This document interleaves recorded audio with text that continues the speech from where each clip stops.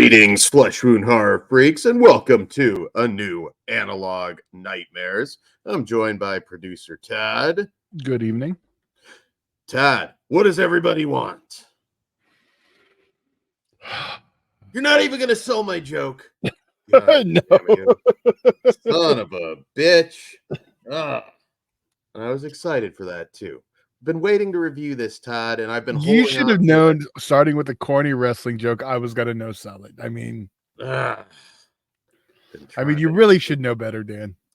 Been holding on to that for a couple months. All right, well, whatever. No selling it.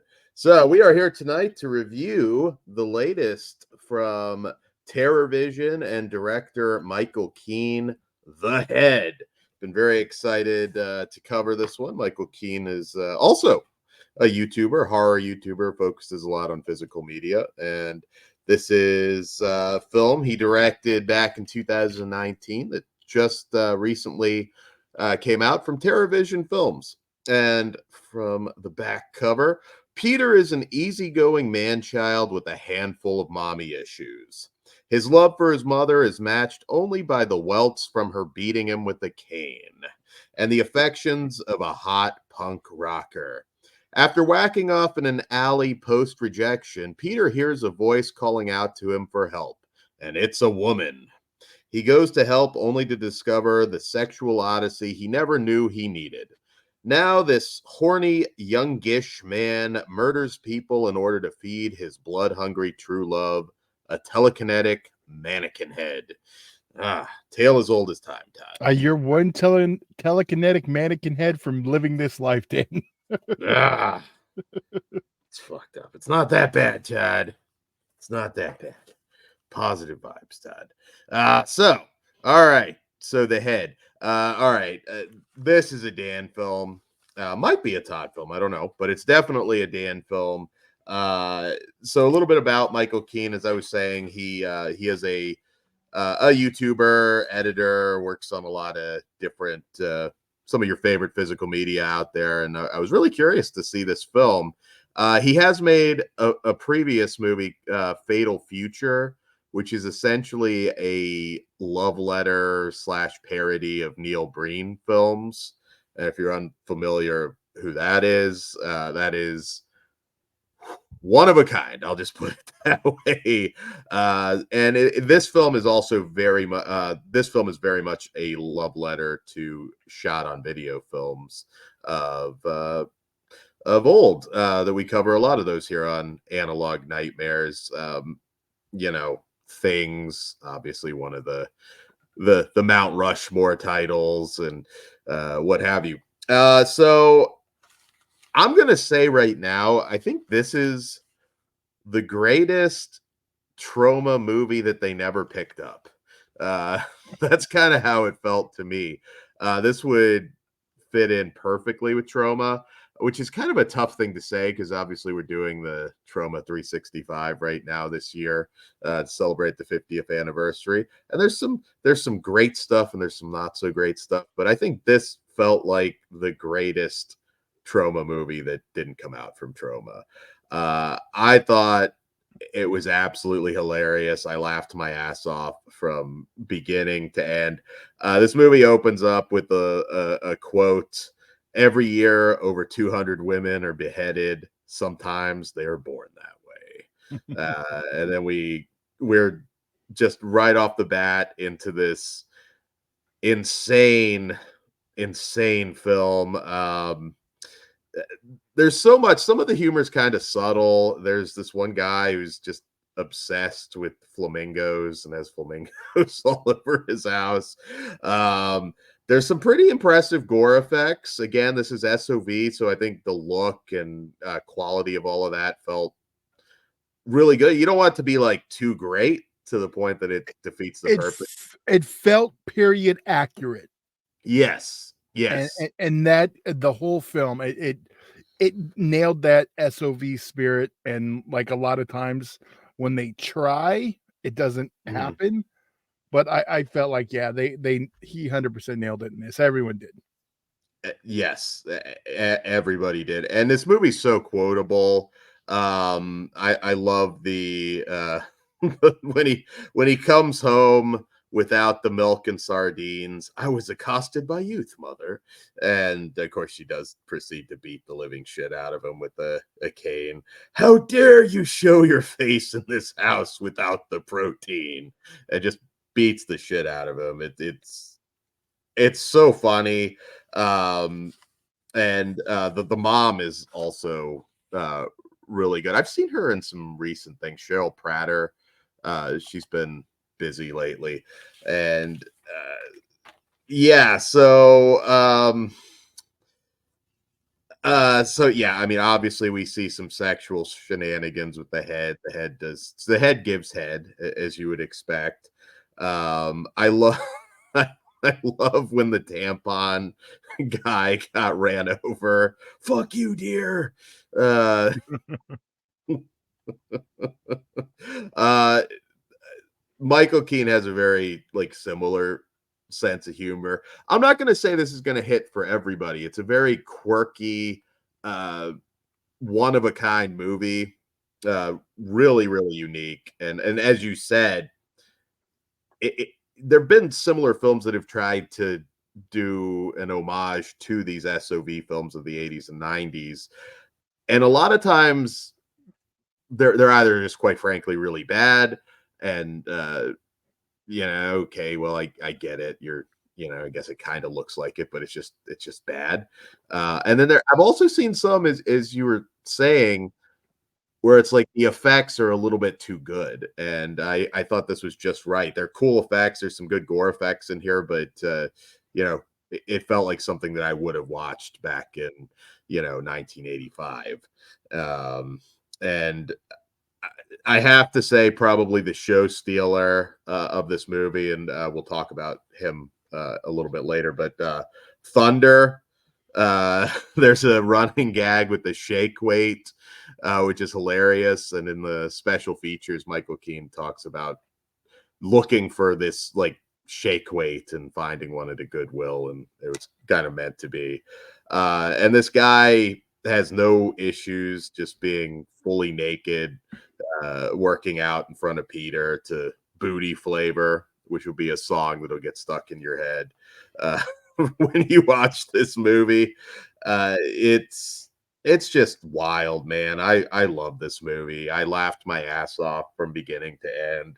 Um, it runs a little bit longer, which I was concerned. I think it runs over 90 minutes, and I've talked before, like a lot of these types of films are usually better off sticking around the 70-minute mark, but I didn't feel the length at all with this one. The humor, the gore, just the general fucking weird tone. It was over before I knew it. And this might be one of my favorite indies of 2023, which technically I guess it qualifies as a 2023 movie because I don't believe it had any other release prior to the Blu-ray coming out. And yeah, so Todd, did it hit for you as much as it hit for me? Because I just think this movie's an indie gem.